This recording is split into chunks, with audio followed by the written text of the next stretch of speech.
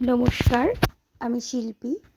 আমার নীল ক্যানভাসে আপনাদের সকলকে স্বাগত জানাই। আজ দিনটা ছিল শুক্রবার। আজও সকালের ওয়েদারটা দেখে মনটা খারাপ হলো, কিন্তু কি করব, রোজ রোজ মন খারাপ নিয়ে ঘ্যান ঘ্যান করলে তো আর চলবে না। প্রকৃতি নিজের তালে চলুক, আর আমিও আমার ছন্দেই তাল মেলাই। গতকাল রাত্রে পমের সাথে এই খেলনাটা নিয়ে খেলছিলাম। সকালে যখন বিছানা পরিষ্কার করছি তখন এটাকে হাতে নিয়ে দেখলাম এর একটা ডানা উধাও হয়ে গেছে, আর একটি পায়ের অবস্থা খুবই খারাপ। মানে পোস্টমর্টম করতে করতে রেখে দিয়েছে। কি মনে হয়েছিল, হয়তো দয়ামায়া হয়েছিল, তাই আর এটাকে ছেড়ে নি। তো যাই হোক, পমের সাথে আর বেশিক্ষণ সময় কাটাতে পারলাম না। চলে আসলাম রান্নাঘরে। আজ সকাল সকাল রান্নাটা হয়ে গেছে, কিন্তু সিঙ্কে দেখছেন প্রচুর বাসন পড়ে আছে। খুব তাড়াহুড়ো করেই এই বাসনপত্রগুলো পরিষ্কার করতে হবে, কারণ যেহেতু আজ শুক্রবার, আমার তো কাটিংয়ের ক্লাস আছে, ক্লাসেও যেতে হবে।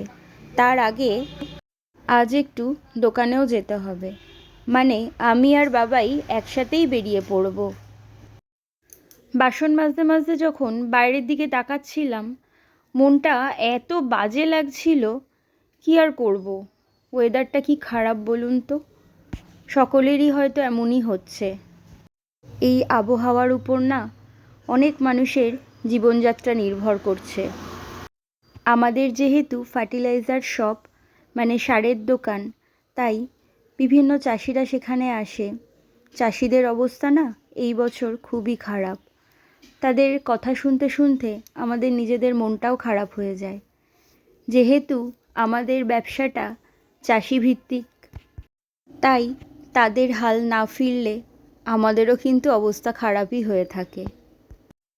কিছু যে আমাদের করার নেই, প্রকৃতি ক্রমে ক্রমে কেমন যেন একটা রুষ্ট হয়ে যাচ্ছে। তার জন্য কে দায়ী? অবশ্যই মানুষ নিজেই দায়ী। যাই হোক, নিজের ভাবনা চিন্তাগুলোকে থামিয়ে এবার আমি চলে আসলাম দোকানে। আজ দোকানে বাবাই আমাকে কিছু একটা খুঁজতে বলছিল, কিন্তু কী যে বলছিল সেটা আমি শুনিনি। পরে যখন বাবাই দেখলো আমি সেই কাজটা না করে ভিডিও করতেই ব্যস্ত, তখন ও কিন্তু আমার ওপর রেগে গেল। রেগে গিয়ে আর কি করবে, যা খুঁজতে বলছিল ও নিজেই খুঁজে নিল। তারপর আমি দোকানে কাজ কম করে ভিডিও বেশি করে চিন্তা করলাম কি কি করা যায়, মানে আপনাদের সাথে আমার কি কি কাজ শেয়ার করা যায়। চিন্তা করতে করতে চলে আসলাম এই যে গাছগুলো রয়েছে সেখানে। বেশ কিছুদিন পরই গাছগুলোতে একটু জল দিলাম। তারপর দাঁড়ান দেখাচ্ছি, চলে আসলাম এই যে টমবাবুর কাছে। দেখছেন, এ হচ্ছে বিচ্ছু টম। টম সারাদিন নিজের খাওয়া দাওয়া ভুলে শুধু ঘুরতে যেতে চায়। ওকে নিয়ে কেউ যদি ঘুরতে যায়, সে হচ্ছে ওর কাছে খুবই পছন্দের মানুষ। যাই হোক, এসব কাজ পিছনে রেখে কাজের থেকে বেশি অকাজ করে চলে আসলাম ক্লাসে। ক্লাসের শেষের দিকে একটু সময় পেয়ে ভিডিও করছিলাম।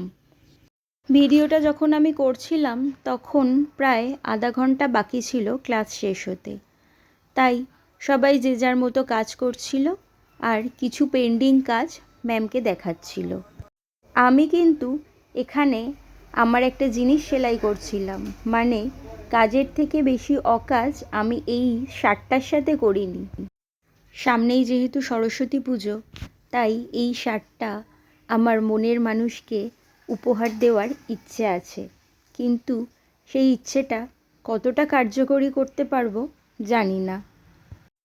কাজ করছিলাম আর আমার পাশে বসেছিল আজ স্মৃতির সাথে গল্প করছিলাম।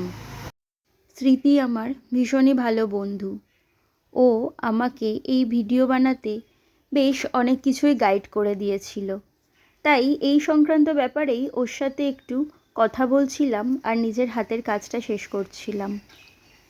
ক্লাস শেষে যখন নিচে নামলাম তখন দেখলাম ফুলগুলো না খুব সুন্দর লাগছে, তাই একটু ভিডিও না করে পারলাম না।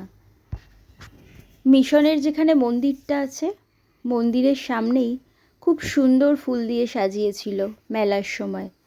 দারুণ দেখতে লাগছিল, কিন্তু আমি ব্লগেও শেয়ার করেছি।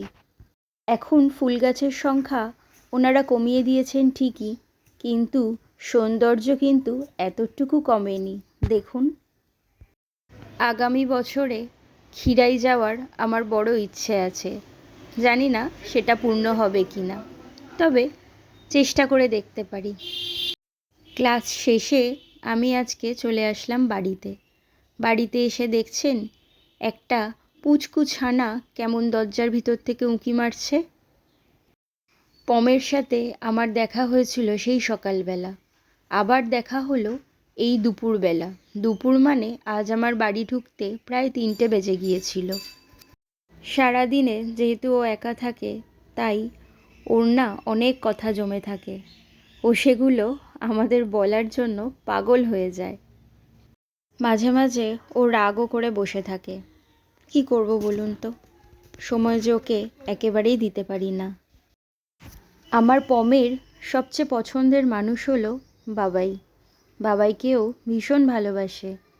আর তারপর যদি কাউকে পছন্দ করে থাকে, সেটা হচ্ছে আমার বাপি।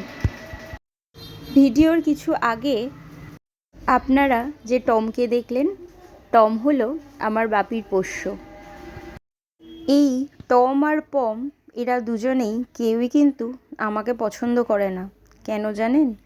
কারণ আমি এদের ভীষণ বকাবকি করি, তো তাই। ডিনার করে কিছুক্ষণ বসে টিভি দেখছিলাম। তারপর ভাবলাম কিছু একটা কাজ পেন্ডিং আছে, চলুন আপনাদেরও নিয়ে যাই দেখাতে। এই যে আমাদের আবাসনের সামনে এনারা থাকেন। এনাদেরও রাত্রিবেলা কিছু খেতে দিতে হয় আর একটু আদর করতে হয়। আজ সারাদিন আমার এভাবেই কাটলো, যা আপনাদের সাথে কিছু মুহূর্ত শেয়ার করে রাখলাম। ভিডিওটি যদি ভালো লাগে একটা লাইক করে দেবেন, আর চ্যানেলটি যদি ভালো লাগে একটা সাবস্ক্রাইব করে দেবেন। ভালো থাকুন, সুস্থ থাকুন। পরিবেশকে ভালো রাখতে একে অপরকে সাহায্য করুন। একে অপরের জন্য, অর্থাৎ প্রত্যেকটা মানুষ ও জীবজন্তুর প্রতি শুভ চিন্তা করতে শিখুন। দেখবেন আপনার নিজের অজান্তেই নিজের জীবনটা কেমন যেন সুন্দর হয়ে উঠছে। চেষ্টা করে দেখুনই না। ধন্যবাদ।